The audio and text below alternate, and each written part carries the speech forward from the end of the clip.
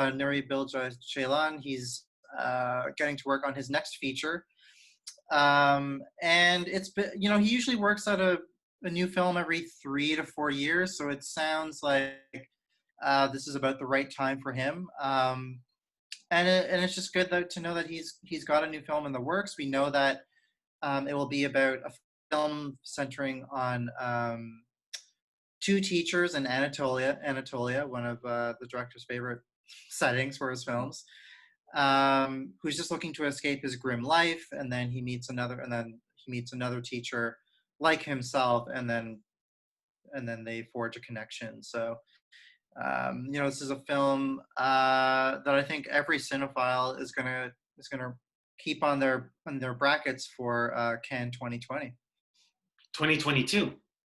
Rest 2022. You're right.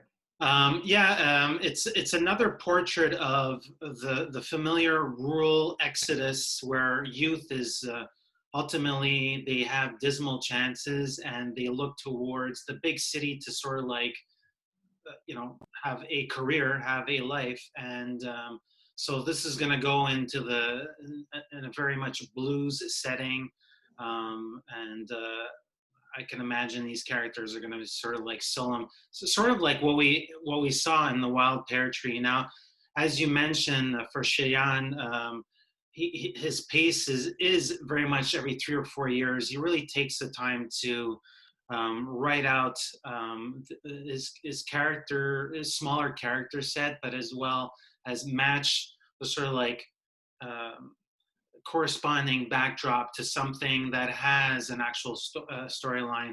I quite liked The Wild Pear Tree. It was one of the last entries for the 2018 Cannes edition. I was looking at the trio of actors, not really familiar to me, or perhaps are probably not familiar to international audiences. But again, you get a sense of there's that connection between a certain like despair and hopelessness that unfortunately the rural setting affords, or sort of like puts a roadblock in these characters' pathway. Yeah, this story of a teacher hoping to get a transfer to Istanbul, which is basically the crux of this story. It's funny, it actually brings to mind Lucretia Martel's recent film Zama, which is also about a functional, in that film it's a bureaucrat also waiting to get transferred, and kind of losing his mind in the process. So it'll be interesting to see how he tackles this sort of